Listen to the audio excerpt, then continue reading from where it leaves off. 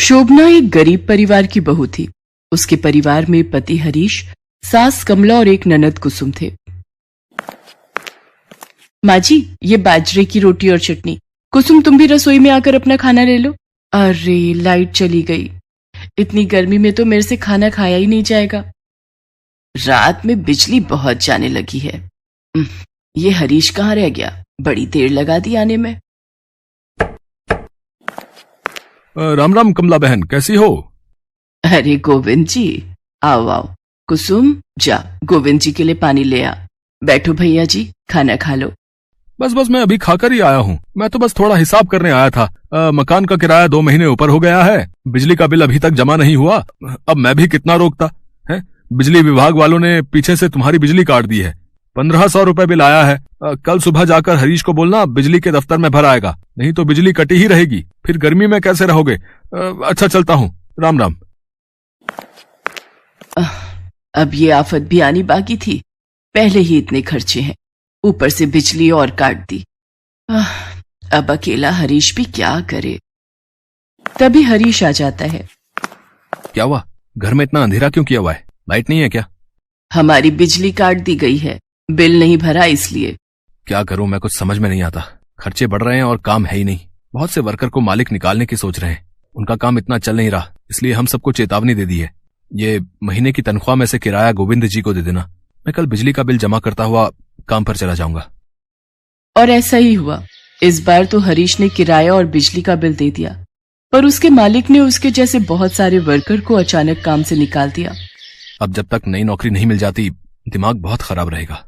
माँ जी, मैं जरा बाजार होकर आती हूँ। घर में सब्जी खत्म हो रही है। सुनो, कुछ पैसे दे देते, आलू प्याज भी खत्म हो रहे हैं। ये 100 रुपए पड़े हैं, एक हफ्ता इसी से गुजारा करना। थोड़ा बचत करके चलो तुम सब। शोभना बाजार के लिए निकल गई। शोभना सब्जी खरीद कर घर लौट रही थी। अचानक उसे सड़क के किनारे पर एक नाली में गिरे एक छोटे से पिल्ले के रोने की आवाज आती है। ओहो, हे भगवान, ये छोटा सा पिल्ला किसका है और ये नाली में कैसे गिर गया? रुको रुको, घबराओ नहीं, मैं अभी तुम्हें नाली में से बाहर निकालती हूँ। शोभना पिल्ले को नाली में से बाहर निकालती है। नाली में गिरने के कारण पिल्ले का शरीर बहुत गंदा हो गया था। शोभना उसे उठाकर घर ले आती है। ये देखकर उसकी सास भड़क जाती है। अरे, ये किसे उठा लाई? गंदा पिल्ला नाली में कीचड़ में सना हुआ, और सब्जियां कहाँ हैं? ओह, लगता है इस पिल्ले को उठाने के चक्कर में भाभी सब्जियां वहीं भूल गई। शोभना पिल्ले को लेकर बाथरूम में जाती है और उसे अच्छे से नहला धुला देती है। कुछ देर बाद वो पिल्ला बिल्कुल ठीक हो जाता है। शोभना एक कटोरे में दूध डालकर पिल्ले को पिलाती है। उसकी सास का गुस्सा 7वें आसमान पर था। तू सब्जियों का थैला वहीं सड़क पर छोड़ आई, वो भी इस पिल्ले के चक्कर में। देख रहा है हरीश, ये बहू को सड़क का कुत्ता इतना प्यारा हो गया कि इसके चक्कर में ये सब्जियां तक सड़क पर भूल आई है। शोभना, ये कैसी हरकत है? तुम्हें मैंने 100 रुपए देते हुए बोला था ना कि मेरे पास इतने पैसे नहीं है, फिर भी तुम नुकसान करके आई हो। कुछ तो सोचा करो। ये नाली में गिरा पड़ा था और इसकी हालत बहुत खराब थी, इसलिए मैं इसे जल्दी से घर ले आई। गलती हो गई, मैंने ध्यान नहीं दिया, मैं थैला वहीं भूल आई। शोभना से घर में सभी गुस्सा थे। अब छोटे से प्यारे कुत्ते के आ जाने के बाद शोभना उसे बहुत प्यार करती थी। वो उसे अपने हिस्से का खाना भी दे देती थी। जानवर तो अब फिर जानवर है, वो मनुष्यों की भावनाओं को पहचान लेता है। शोभना उस पिल्ले का नाम टॉमी रखती है।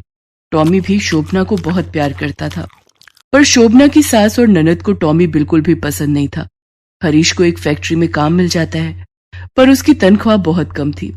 क्या करूं माँ, काम कहीं भी नहीं मिल रहा था। बड़ी मुश्किल से 7,000 रुपए महीने पर इस फैक्ट्री में काम मिला है। अब खर्चा निकालने के लिए कुछ ना कुछ तो करना ही पड़ेगा। अरे, खर्च पर कंट्रोल भी तो हो। पहले ही घर का खर्च निकालना बड़ा मुश्किल था, ऊपर से ये इस कुत्ते को पाल रही है। जब देखो इसे रोटी, दूध और ना जाने क्या क्या खिलाती पिलाती रहती है। शोभना, मैं कल ही इस कुत्ते को एक NGO को देकर आऊंगा। हम नहीं पाल सकते, हमारे बस का नहीं है। हम वैसे ही बहुत परेशान हैं। ऐसे मत कहो, मेरा टॉमी से बहुत लगाव हो गया है। ये भी हमारे घर का सदस्य है। देखो, ये आप सबको भी कितना प्यार करता है। शोभना, पागल मत बनो। जानवरों से इतना लगाव रखना अच्छी बात नहीं है। मैंने कह दिया सो कह दिया। मैं कल ही से NGO में छोड़ आऊंगा। हरीश टॉमी को जानवरों की एक संस्था में छोड़ने की बात कह देता है, जिससे शोभना टॉमी के गले लगकर बहुत रोती है। मुझे माफ कर दो टॉमी, मैं तुम्हारा ख्याल नहीं रख पा रही। आज हमारे पास पैसे होते तो मैं तुम्हें हक से अपने पास रख लेती, फिर मैं तुम्हें कभी कहीं नहीं जाने देती। घर में परेशानी के कारण ये तुम्हें छोड़ने जा रहे हैं, पर मैं तुम्हारे बिना कैसे रहूंगी। टॉमी, तुम मुझे बहुत प्यारे हो, पर मुझ गरीब के घर तुम कितने दिन रह लोगे। अच्छा है, संस्था में तुम्हारी खूब सेवा होगी, अच्छे से खाने पीने को मिलेगा। यहाँ तो तुम्हें भरपेट खाने पीने को भी नहीं मिलता है। टॉमी को प्यार करते हुए शोभना रोने लगती है। अचानक टॉमी शोभना की गोदी से उछलकर सड़क की ओर भाग जाता है। शोभना उसे पकड़ने जाती है। रात का समय था। अंधेरी सड़क पर शोभना को टॉमी कहीं दिखाई नहीं दे रहा था। शोभना की आवाज सुनकर हरीश भी उसके पीछे जाता है। टॉमी, कहाँ हो टॉमी? ये कहाँ चला गया? कहीं भी दिखाई नहीं दे रहा है। शोभना, घर चलो। आधी रात के समय तुम अकेली सड़क पर एक कुत्ते के लिए पागल हो रही हो। अरे चला गया होगा, सड़क का कुत्ता है, ये ऐसे ही होते हैं। ऐसे मत कहो, जरूर टॉमी को हमारी कोई बात बुरी लगी है। चलो थोड़ा आगे चलकर देखते हैं ना। शोभना, आगे हाईवे है और उसके आगे जंगल है। मुझे लगता है टॉमी जरूर जंगल की तरफ भाग गया है। बस एक बार चलो, अगर नहीं मिला तो मैं वापस आ जाऊंगी, पर कम से कम मुझे तसल्ली हो जाएगी, उस बेचारे के साथ कुछ गलत ना हो जाए। शोभना हरीश को लेकर हाईवे के आगे बने जंगल की तरफ जाती है। वो टॉमी को आवाज लगा रही थी। तभी वो देखती है टॉमी एक पेड़ के नीचे मिट्टी को कुरेद रहा है। हरीश, वो रहा टॉमी, पर ये पेड़ के नीचे अपने नाखूनों से मिट्टी क्यों खोद रहा है? जरा पास चलकर देखते हैं, मुझे भी कुछ समझ नहीं आ रहा। इतनी रात में ये पेड़ के नीचे क्या कर रहा है? शोभना और हरीश देखते हैं टॉमी जिस पेड़ के नीचे मिट्टी खोद रहा था, उस पेड़ के नीचे बहुत पुराना एक संदूक था। टॉमी शोभना को पकड़ने लगता है, मानो वो उससे कह रहा हो कि इस संदूक को उठा लो। शोभना टॉमी की बात समझ जाती है और संदूक को उठा लेती है। हरीश और शोभना संदूक को लेकर टॉमी के साथ घर आ जाते हैं।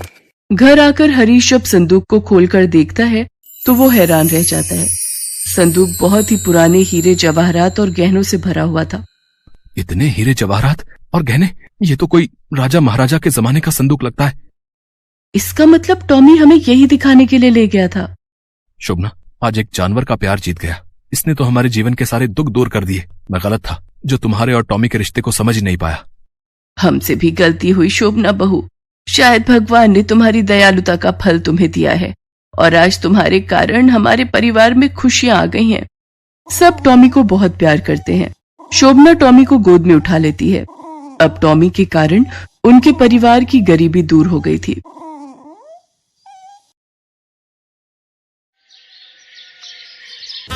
काजल की शादी 6 महीने पहले ही हुई थी, पर अभी वो अपने मायके आई हुई थी। वो बार बार ससुराल जाने के लिए मना कर रही थी। काजल को रोता देख उसकी माँ भी रोने लगती है, पर काजल की भाभी सुनैना गुस्से में आ जाती है और काजल को सुनाने लगती है। काजल, तुम ये कैसी बातें कर रही हो? हमने कोई गुड्डा गुड़िया का खेल नहीं रचाया। हमने तुम्हारी शादी की है और तुम यहाँ आकर बैठ गई हो। कब तक हम तुम्हें यहाँ मायके में रखकर खिलाते रहेंगे? तुम्हें अपने घर जाना ही होगा।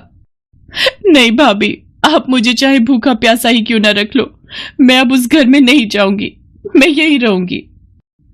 काजल की भाभी सुनैना पहले ही काजल को पसंद नहीं करती थी और वो नहीं चाहती थी कि काजल मायके में रहे।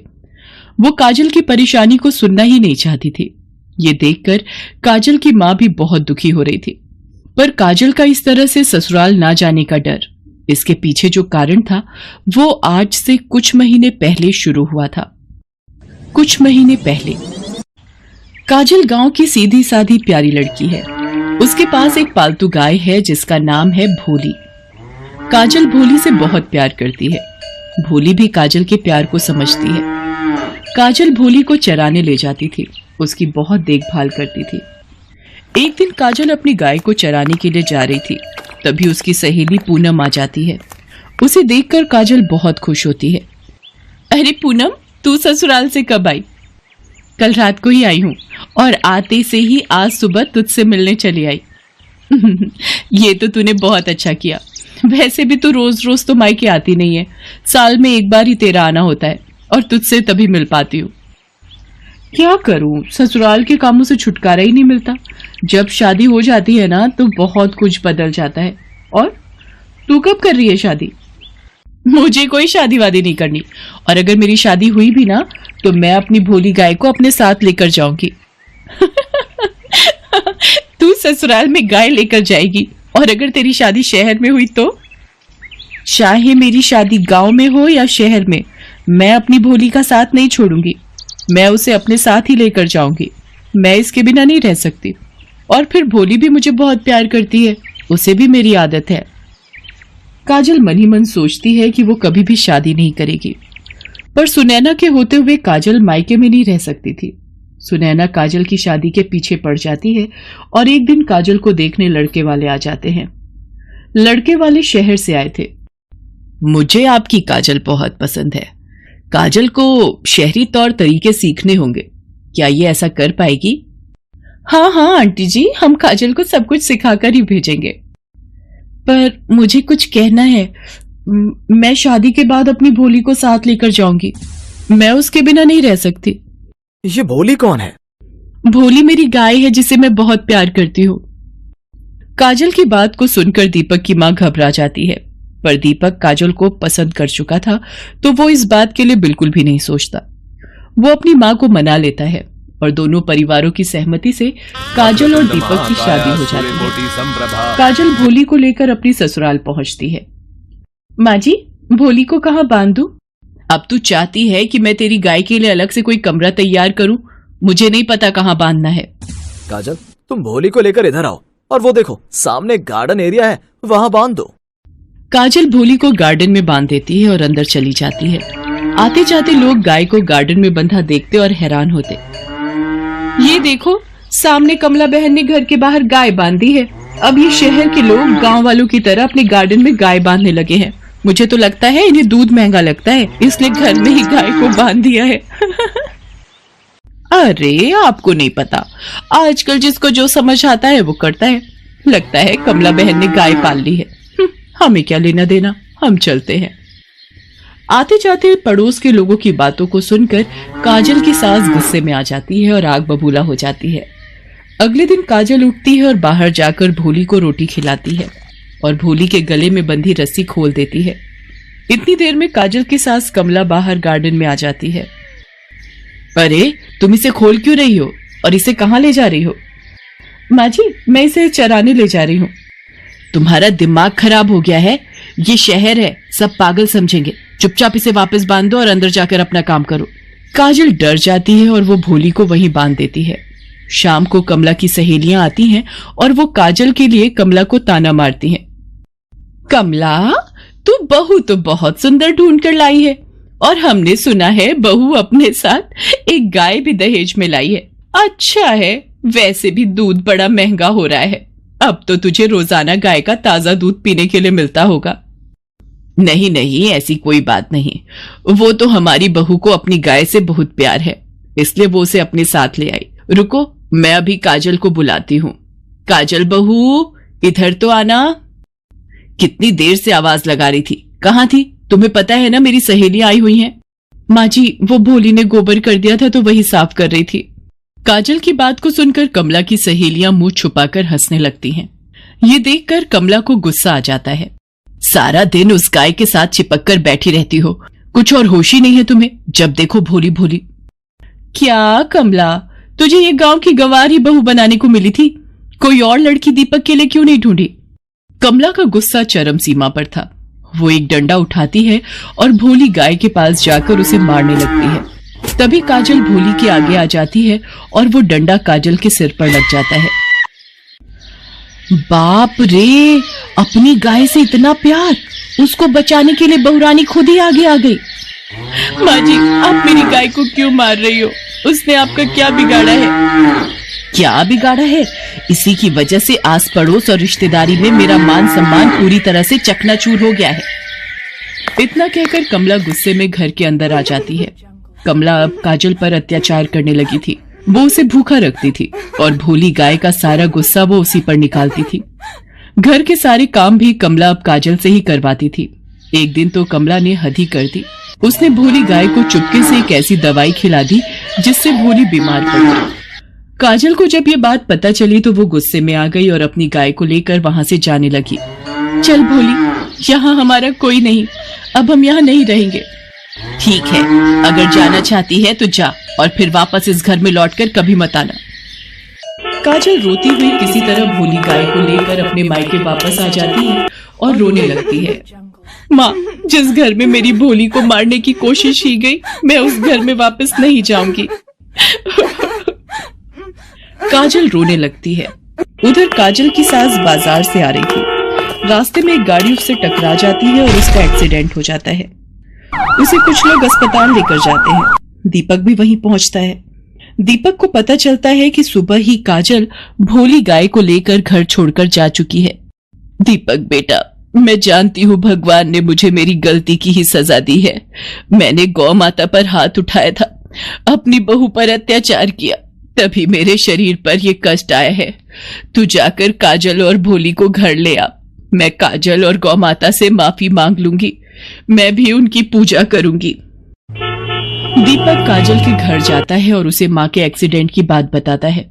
ये सुनकर काजल घबरा जाती है और वो भोली गाय के साथ वापस ससुराल लौटती है। कमला हाथ जोड़कर काजल से माफी मांगती है और भोली गाय को प्यार करने लगती है। धीरे धीरे गौ माता की सेवा करने से कमला की तबीयत में सुधार आ जाता है और उस दिन से वो भी काजल के साथ भोली गाय की